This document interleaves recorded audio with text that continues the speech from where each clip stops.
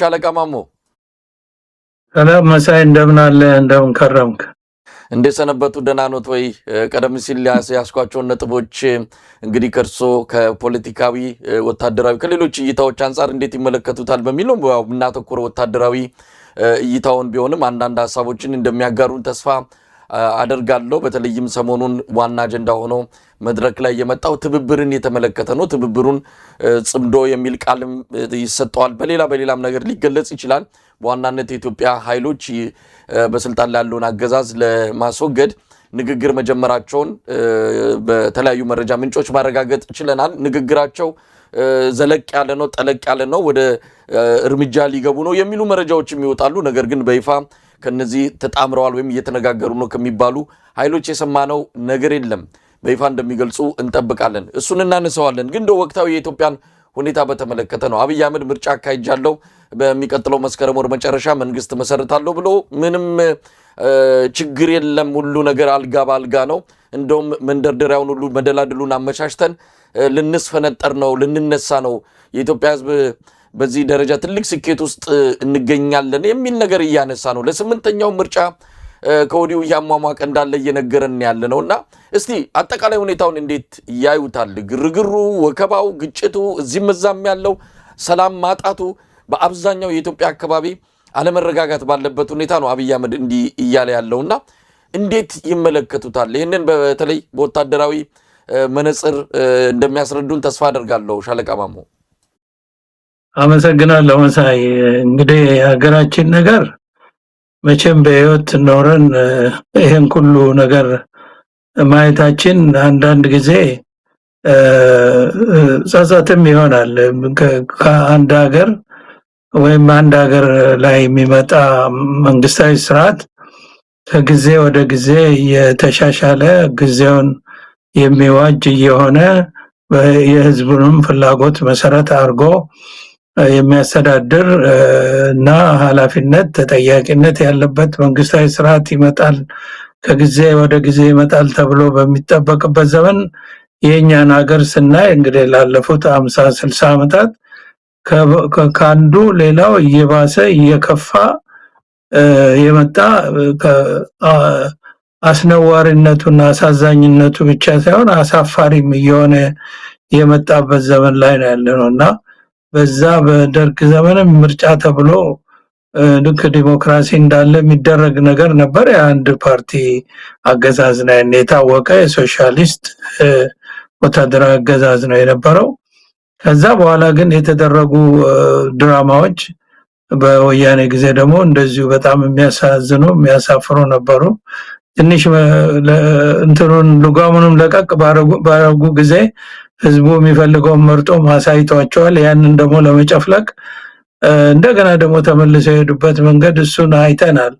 ያሁኑ ይባስ የሚያሰኝ ነውና ሀገሪቷ ውስጥ ፍጹም ሰላም፣ ጸጥታ፣ ህዝብ ከቦታ ቦታ መንቀሳቀስ የማይችልበት ሁኔታ፣ የእያንዳንዱ ግለሰብ የደህንነት በማይሰማው ሁኔታ ወጥቶ መግባቱን በማያውቅበት ሁኔታ ከዚህም ከዛም በዘር በፖለቲካ በሃይማኖት ጭምር ግጭቱ በአገሪቷ በተስፋፋበት ሁኔታ ምርጫ ተካሂዷል ተብሎ እንኳን ተወዳዳሪ መንግስትን ተገዳዳሪ ኃይል ሄዶ ምርጫ ጣቢያ ድረስ ሄዶ ወይም ህዝቡን ቀስቅሶ የራሱ በየኮንስቲቲዩንሲው ተዘዋውሮ እንደልቡ መሄድ ቀርቶ ሰው እኮ እዛው ነዋሪው ራሱ ከቦታ ቦታ መንቀሳቀስ በማይችልበት ሁኔታ ምን ምርጫ የሚባል ነገር ይደረጋልና ያሁኑ ይባስ የሚያሰኝ ነው። በርግጥ ዝም ብለው ቀጥለናል ማለት እንግዲህ የውጭውን የዲፕሎማሲውን ማህበረሰብ አስመስሉ ተብሎም ሊሆን ይችላል። ለማስመሰል ካልሆነ በስተቀር ምርጫ በኢትዮጵያ ውስጥ ተካሂዷል ማለት አይቻልም። ራሳቸውም ያውቁታል። ያው ከሌላው ጊዜ ደግሞ የሚያሳፍር ሁኔታ ነው የተፈጠረው። በምርጫው እየተካሄደ ደግሞ የሰዎች መሞት፣ የሰዎች መታገት፣ ጦርነት አንድም ጊዜ ሳይቋረጥ በዛ ውስጥ ነው ምርጫ የተባለው። በዚህ ምክንያት ብዙ ሰው ህይወቱን አጥቷል ማለት ለእያንዳንዱ ዕለት ለእያንዳንዱ አዳርና ውሎ በድሮ ጊዜ እኛ በዘመቻ የአዳርና የውሎ ሪፖርት እንቀበላለን ከየአርሚው በምስራቅ በሰሜን በደቡብ በምዕራብ ያሉት የጦር ኃይሎች በተለይ በሰሜን ብዙ ውጊያ ነበረ በምስራቅም እንደዚሁ እና እነዛ ኃይሎች የአዳርና የውሎ ሪፖርት ያቀርባሉ እና የነሱ የበታቸው ደግሞ በየግንባሩ በየቀጠናው እንደዛ ያቀርባሉ እና በዛ ጊዜ የተደረጉ ጦርነቶች የተደረጉ ውጊያዎች እና የሞተ የቆሰለ እንደዚህ ሪፖርት ይቀርባል አዳርና ውሎ ላይ ሲመሽና ሲነጋ ማለት ነው። አሁን የኢትዮጵያ ህዝብ ያለበት ሁኔታ ልክ እንደ ወታደር ጦር ሜዳ እንደተሰለፈ ወታደር በቀንና በሌሊት የሚሞተው የሚታገተው የሚቆስለው የሚጠፋው ሰው ልክ ሁሉም ጦር ሜዳ ማለት ነው። ኢትዮጵያ በአገሪቷ በሙሉ ምናልባት አዲስ አበባ ከተማ ሳይቀር ከዚህ ከጦርነቱ ደግሞ ባልተናነሰ ሁኔታ የህግ መዛባት ስላለ ዝርፊያውም ግድያውም ነጠቃውም እንደዛው ተስፋፍቷል። ለምን እነዚህ ስርዓት አልበኛ ሰዎች ወይም ወንጀለኞችን ኢንካሬጅ የሚያደርግ የሚያበረታታ የሚያስፋፋ ሁኔታ ነው የተፈጠረው ኢትዮጵያ ውስጥ ወንጀለኞች ሳይቀር የትጥቅ ትግሉ የፖለቲካው ሌላ ነው እና ይሄ ሁሉ ነገር ባለበት ውስጥ ነው ምርጫ የተባለውና በጣም በህዝብ ላይ በዛች ሀገር ላይ ቀልድ ነው። እንግዲህ ደግሞ ያው እኔ ወደ ወታደራዊ ጉዳይ አተኩራለሁና በዚህ ላይ ሄደን ነው የምለው። እንደው ሻለቃ ማሞ አንዳንድ ነገሮችን ላንሳ። ከኢትዮጵያ የመጡልን መልእክቶች ናቸው። ከአዲስ አበባ በቅርብ ርቀት ባሉ ከተሞች የሚያስተዳድረው ሸኔ ነው ወይም ደግሞ እነሱ ሸኔ ይሉታል የኦሮሞ ነጻነት ሰራዊት በብዙ መዋቅር ሊገለጽ ይችላል። ግን መንግስት ቁጥጥሩ የለም። አንዳንዴ ቀን ይመጣና ታይቶ ይወጣል እንጂ በአብዛኛው እነዚህ አካባቢዎች ሰሜን ሸዋ በብዙ ቦታዎች ላይ በአማራ ክልል ብንሄድ እንግዲህ አሁን ከምርጫው ጋር ተያይዞ በወጣ መረጃ 97% በሚባለው አካባቢ ምርጫ አልተካሄደም። አንዳንድ ቁጥሮቹ 80% ያደርሱታል። ነገር ግን ከግማሽ በላይ በሚሆነው አካባቢ የአማራ ፋኖ ቁጥጥር ያላቸው አካባቢዎች ናቸው። ስለዚህ ይሄ መንግስት ታዲያ የት ነው ያለው? ይህ አገዛዝ የት ሆኖ ነው ኢትዮጵያን እየመራው ነው የሚለው? አዎ አንዳንድ ቦታዎች ላይ ገብቶ ሊወጣ ይችላል። በአንዳንድ ወረዳዎች ላይ የተወሰኑ 2-3 ቀበሌዎችን መንግስታዊ መዋቅሩ ሊሰራ ይችላል። በአጠቃላይ ግን ሲታይ የበላይነት ያጣበት አብዛኛውን አካባቢ በአማጽያን ቁጥጥር ያለበት ሁኔታ ነው የሚታየውና እንዲህ አይነት ነገር እያለ እንዴት መንግስት አለ ብሎ ለመግለጽ ይቻላል? ሻለቃ ማሞ ምን መሰለ እንግዲህ ብዙ የመንግስት ለውጥ ተካሂዷል በኢትዮጵያ ውስጥ በዚህ ባለፈው 50 ዓመት እና የመንግስት ለውጥ በመጣ ጊዜ ያው በየአካባቢው ግጭት ይነሳል። ይሄ ከወላጆቻችን ሲነግሩን ከጣሊያን ጊዜ ጀምሮ ነው። ከዛ በደርግ ጊዜ ግጭት ተነስቶ ወደ ደቡብ በኦሮሚያም ብዙ ግጭቶች ነበሩ። በመስራቅም አንዳንዶቹ የብሔር መልክ ያላቸው አንዳንዶቹ ሃይማኖት መልክ ያላቸው ግን ያ መንግስት እግሩን ተክሎ ስቴብል እስከሚሆን ጊዜ ድረስ የሚሄድ ነው። እንዲህ አይነት ነገር ኢቭን ወያኔ የዘር ፖለቲካ ይዞ መጥቶ ህዝብን ከህዝብ የሚያጋጭና የሚያናክስ ኋላ ቀር ጠባብ የዘረኝነት ፖለቲካን በመርዝ በሚረጭበት ዘመን የመንግስት ሼፕ ከያዘ ጊዜ ጀምሮ ጸጥታውን ለማስከበር ችሎ ነበር።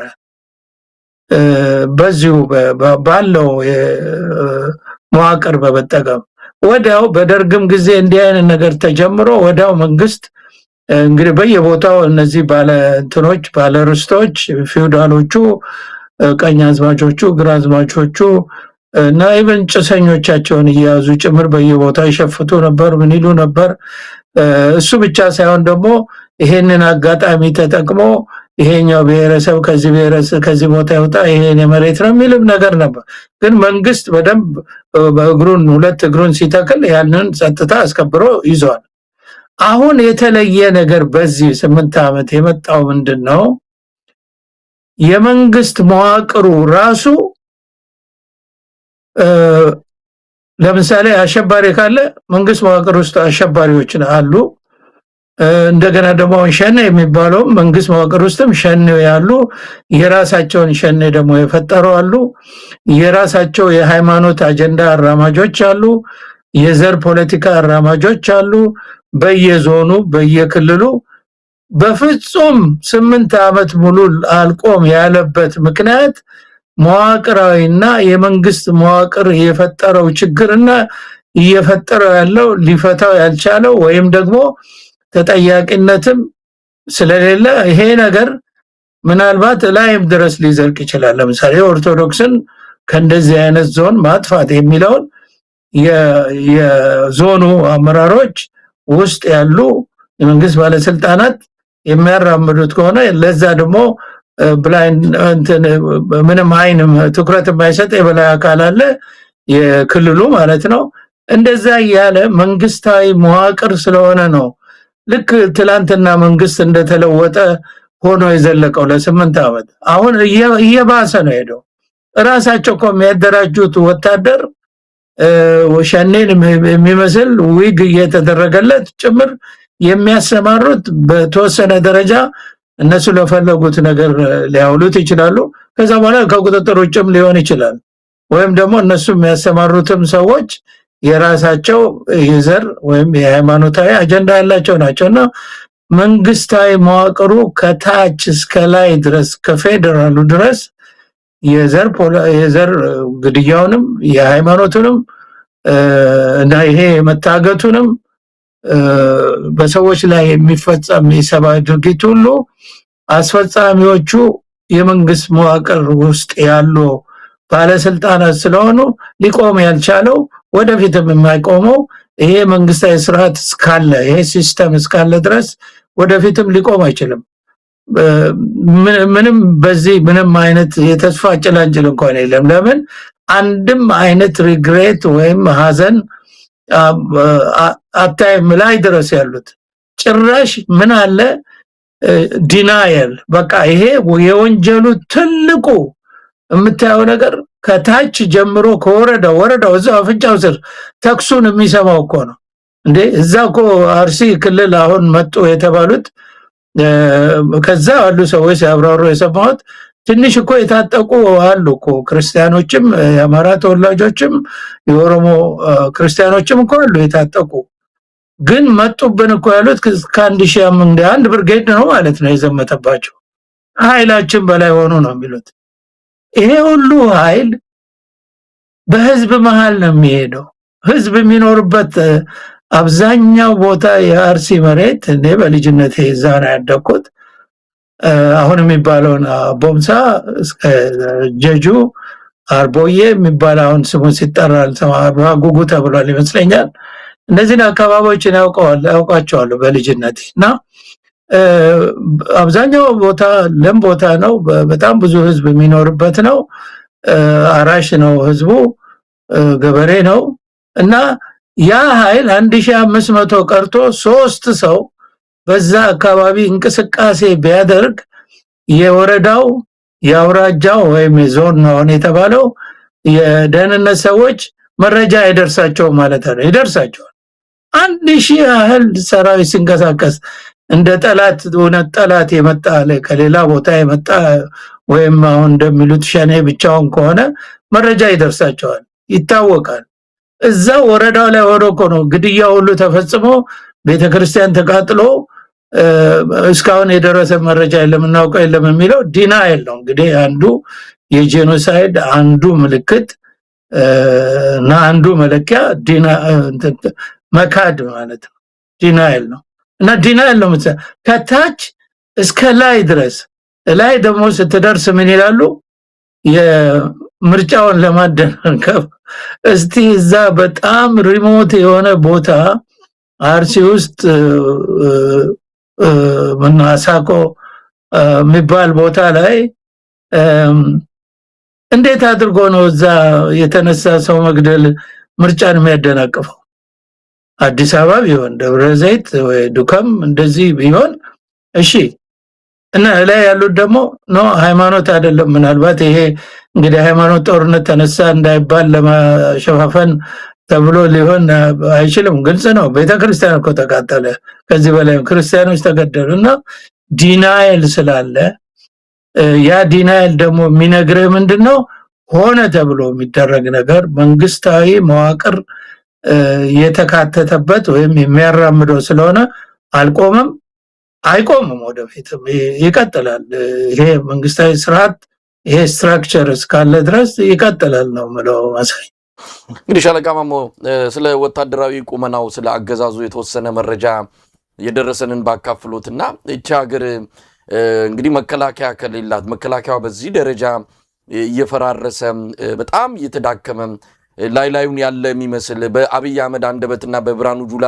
ፉከራ ላይ ብቻ መከላከያው በህይወት ያለ እስኪመስለን ድረስ ነገር ግን ውስጥ ለውስጥ እየተቦረቦረ እየፈራረሰ ያለ እንደሆነ ነው መረጃዎች የሚያመላክቱትና እንደ ወታደራዊ ባለሙያ እንዴት ይመለከቱታል ነው ሰሞኑን ስብሰባ ላይ ነበሩ በከፍተኛ አመራር ደረጃ ስብሰባ አድርገዋል ግምገማ አድርገዋል በግምገማቸውም ዋና የሚባሉ ወታደራዊ መስመሮችን የሚመሩ ከሻለቃ ሻምበል ጀምሮ ምናልባትም ኮሎኔልም ሊካተትበት ይችላል እነዚህ ያሉበት የሰራዊቱ ክፍል በአብዛኛው ፈርሷል ተመተዋል ተማርከዋል ከጥቅም ውጭ ወጥተዋል አሁን ወታደራዊ ኦፕሬሽን ቢሰጥ ሊመራ የሚችል እንዲህ አይነት የወታደሩ ክፍል የለም የሚል ግምገማ ነው ያደረጉት በአጭር ጊዜ ቶሎ አሰልጥኖ ወደ ጦርነቱ ውስጥ ለመግባት የሚያስችል ጊዜም የላቸውም አሁን ከመጣባቸው አጠቃላይ ሀገሪቱ ሁኔታ አንፃር ያንን ለማድረግ የሚችሉበት ሁኔታ የለም መከላከያ ሰራዊቱ በዚህ ደረጃ ነው ያለው በግልጽም ለአብይ አህመድ ነግረውታል የፖለቲካ መፍትሄ ፈልጉ እኛ የናንተን የፖለቲካ ሰዎችን ስራ ነው እየሰራን ያለ ነው በተለይ በአማራና በኦሮሚያ ክልል ይሄ ደግሞ ከፍተኛ ጫና ሰራዊቱ ላይ አድርጓል ብዙዎቹ የሰራዊቱ አመራሮች በዚህ የተነሳ እየጠፉ እየከዱ ነው ያሉት ሰራዊቱ ተሰላሽቷል በማቋርጥ ጦርነት ውስጥ ስለገባ ከዚህ በኋላ አዲስ ጦርነት ውስጥ ለመግባት የሚያስችል ቁመና የለንም ብለው በግልጽ ነግረውታል አብይ አህመድ ግን በባሌም ብላችሁ በቦሌ ለዚህ ምንድነው ለመጣብን ኃይል ሌላ አማራጭ ልንሰጠው አንችልም መስበርና ማሸነፍ ብቻ ነው ከዛ ውጪ እንደ ብልጽግና ልንቀጥል ስለማንችል እንደምንም ብለን ይሄን ጦርነት ማሸነፍ አለብን ብለው ሐሳባቸውን ውድቅ እንዳደረገው ነው የሰማነው ለማንኛውም በዚህ ደረጃ ነው ያለው ሰራዊቱ ቁመና እንዴት ያዩታል ሻለቃ ማሞ አሁን አሉ የተባለው ነገር ባይሰማም አሁን ሰራዊቱ በዚህ ባልተቋረጠ ውጊያ መጀመሪያ ደረጃ ሰራዊቱ በከፍተኛ የሊደርሺፕ ችግር ውስጥ ነው የነበረው ከሰሜን ዕዝ መጠቃት ጊዜ ጀምሮ ከከፍተኛ እስከ ዝቅተኛ ያሉ የበታይ ሹሞች እና መስመራዊ መኮንኖች ከፍተኛ መኮንኖች ጀነራል መኮንኖች በአብዛኛው የትግራይ ተወላጆች ሁሉም ማለት በሚቻል ደረጃ ሰራዊቱን ለቀው ወጥተዋል ከዛ በኋላ ነው እንግዲህ እንደገና ለማደራጀት የተጣረ የነበረው ከዛ ውጊያው ራሱ ብዙ እንግዲህ መጀመሪያ አሁን አንተ ያልከው ስለ መኮንኖች ነው ከአሁን በፊትም ብየዋለሁ መኮንኖች ማለት በአንድ ሆስፒታል ውስጥ እንደ ዶክተር እንደማለት ነው ዋናዎቹ የጀርባ አጥንት የአርሚው የጀርባ አጥንት የሚባሉት የበታይ ሹሞች ናቸው የበታይ ሹሞች ማለት እስከ ሻለቃ ባሻ ያሉ 10 አለቃ 50 አለቃ መጋቢ 50 አለቃ የሚባሉት እነሱ ናቸው ሰራዊቱን ከማደራጀት ከማሰልጠን ውጊያ ላይ ደግሞ ከመምራት ዋናው ሚና የሚጫወቱ እነሱ ናቸው ልክ እንደ ሆስፒታል ነርሶች ማለት ነው ነርስ ቴክኒሻን ሌሎች ከዶክተር በታች ያሉ በሌል ነርስ ሜትራን ምን እየተባለ ነው ሆስፒታል ዶክተሩ ብቻው ምንም የሚሰራው ነገር የለምና አንደኛ እሱ ነው እነሱ ደግሞ የመጀመሪያው የውጊያ ሰለባዎች ናቸው ውጊያ ላይ ቀድመው የሚቆስሉ የሚሞቱ እነሱ ናቸው ውጊያ በቀጠለ ቁጥር እነሱ ከሌሉ እነሱ ልምድ ያላቸው ተዋግተው የሚያውቁ የአየሩን ጸባይ ተግዳሮቱን ወታደራዊ ውጊያ ብቻ አይደለም ረጅም ጉዞ መጓዝ አለ ሌትና ቀን ያለ እንቅልፍ በጣም ራፍ በሆነ ህይወት መኖር አለ ረሃብ አለ ውሃ ጥም አለ የሁሉ ልምድ የሚጠይቅ ነው። አንተ የሚሰጥህን አንድ ኮዳ ውሃ 24 ሰዓት ለማቆየት የሚያስችል ልምድ እና ችሎታ ያስፈልጋል። አለበለዚያ በአንድ ጊዜ ጠጥተህ ውሃ ሲጠማ በልበል ይላል፣ ትጠጣለህ። ከዛ በኋላ ሆድህ ይነፋል። ውሃ ጥምህ ግን አይቆርጥም እና የውሃ አጠጣጥ ዘዴ አለው። መቻል ደግሞ ልምድ ይጠይቃል።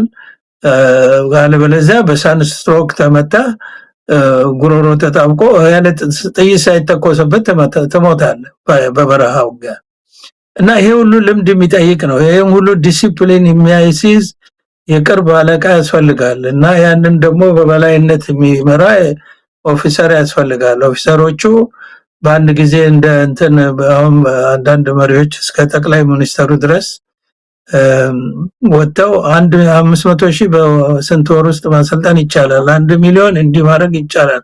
ይሄንን ሲናገሩ ወታደር የመጀመሪያውን ሀሁ ወታደር እንኳን የውትድርና ሙያን የሰሙትም አይመስልም እንኳን ያለፉበት። እንደዚህ አይደለም ውትድርና ብስልና ጥሬ የሆነ ነው። ውጊያ ልምድን አዳብሮ በውጊያ ላይ ውጤታማ የሚሆነው፣ አለበለዚያ ዝም ብሎ የሚያልቅ ነው የሚሆነው። ለምን መሳሪያ 1 ሚሊዮን ሰራዊት ብታሰልፍ በአሁኑ ዘመን እያንዳንዱ ወታደር የሚታጠቀው መሳሪያ ነፍስ ወከፍ መሳሪያ በደቂቃው እስከ 60 በላይ ጥይት መተኮስ የሚችል መትረየሱ እስከ 600-1000 ጥይት ድረስ በደቂቃ የሚተኮስ መሳሪያ ያለበት ዘመን ነው እና ሰውን ለመፍጀት የመሳሪያ አቅም እንደ ምንም መገዳደር አይደለም። አንተ ዝም ብለህ ራሱን መከላከል የማይችል ዝም ብሎ ጮርቃ ሰራዊት ብታሰረፍ ሚሊየን ምንም ሊፈይድ አይችልም እና አሁንም የሆነ ያለው የበታሹም እነሱ ተናገሩ ከተባለ ውስጥ መኮንኖች አጠሩን የሚለው ሁለተኛ ደረጃ ይመስለኛል። የበታሹም አይኖራቸውም። ኦብቪየስሊ በአሁኑ ጊዜ የበታች ሹም መሪዎች እንዲህ ዝም ብሎ ተነስቶ ምክትል 10 አለቃ እየተባለ ቢሰጠው ነባር ካልሆነና ልምድ ከሌለው ምንም ዋጋ የለውም እና እሱ ይቸግራቸዋል፣ የታወቀ ነው። እንደገና ደግሞ መሪዎች እንግዲህ ከሻምበል አዛዥ ጀምሮ አሁን በድሮ በተጠናከረ ፕሮፌሽናል አርሚ ውስጥ የመቶ መሪ 100 አለቃ ነው። ከሱ በታች 50 አለቃ አለ እና ጓድ መሪዎቹ ደግሞ 10 አለቃ ምክትል 10 አለቃ ናቸው ከተሟላ ማለት ነው። አሁን ግን እንደምሰማው ከሆነ በሻምበል ደረጃ እንኳን አይደለም የበታሹም በመቶ ደረጃ መኮንን ቀርቶ የበታሹም አይኖራቸውም። አሁን እንደምንሰማው ያው ሲማረኩ እጅ ሲሰጡም ሲናገሩ እንሰማለን፣ ሰራዊቱን ውስጥ ገብተን ባናይም። ስለዚህ የበታሹም ችግር ይኖራል እንደዚህ በተራዘመ ውጊያ። መኮንኖች ደግሞ አሁን ሻምበል አዛዥ ነኝ እያሉ ስራ አለቆች ሁሉ ሲናገሩ ሰማለሁ። ስለዚህ ሻምበልን የሚያዘው እንግዲህ ሻምበል ማዕረግ ያለው መሆን ሲገባው አሁን የበታሹም ነው ማለት ነው የሚመራው 10 አለቃ ወይ 50 አለቃ እንደዛ እያለ እንግዲህ ሬጂመንት ወይ ሻለቃ እንደዚህ መኮንኖች በዚህ በጦር ትምህርት ቤት ሰልጥነው የሚወጡ መኮንኖች ራሱ ሰራዊቱን ሊያዳርሱ አልቻሉም ማለት ነው። ይሄ የሚጠበቅ ነው እና መኮንኖችም የበታሹሞቹም ከዛ ደግሞ ተዋጊ ወታደሮቹ ያው ወታደር ያለ ሊደርሺፕ ምንም ውጊያ ላይ ፋይዳ ሊፈይድ አይችልም። ይሄ ችግር እንደሚገጥምና መጨረሻም ሰራዊቱ ምንም ሊቋቋም የማይችለው ውጊያ ላይ ደርሶ ኮላፕስ እንደሚያደርግ ምንም ጥርጥር የለውም። ይሄ ባይናገሩትም የሚታይ የሁሉ ሰው የሚማረከው በቀላሉ ውጊያ እንግዲህ የከባድ እስካሁን ፋኖ የከባድ መሳሪያ ድጋፍ እንኳን የለውም። በቃ ትንሽ ሞርተር አለው አንዳንድ ቦታ ላይ እንጂ የረጅም ርቀት መድፍ እንደዙ 23 እንኳን በበቂ ደረጃ አልታጠቀም። ምናልባት የማረከው 1-2 ይኖረዋል እንጂ እና በዚህ ተዋጊ ኃይል ነው እንግዲህ ብዙ ሰው ሲማረክ የምናየው። ታንክ፣ መድፍ፣ አጭር ርቀት፣ ረጅም ርቀት ያላቸው ብረት ለበስ ያለው ሮኬት ወንጫፊ፣ የአየር ድጋፍ፣ የድሮን ድጋፍ ያለው ኃይል በዚህ ደረጃ መማረክ እና ብዙ ቦታ ላይ ጉዳት መድረስ እንደገና ደግሞ ከጉዳት ሲደርስ ደግሞ ባለፈው እንደተዋየ ነው የሰው ልጅ ቆስሎ ካልተገለለና ሞቶ አስከሬኑ ሜዳ ላይ እየተጣለ ያ ወታደር ያንን እያየ ሞራል ኖሮት ይዋጋል ማለት ዘበት ነው። አሁን ሬሳ እንደዚህ በየሜዳው ቀባሪ አጥቶ ገበሬ መከራውን እያየ የሚቀብርበት ሁኔታ ተፈጥሮ ወታደር ሞራል ኖሮት ይዋጋል ለረጅም ጊዜ ማለት ዘበት ነውና ግምገማቸው ከዚህም ያለፈ ሊሆን ይችላል ነው የምለው መሳይ።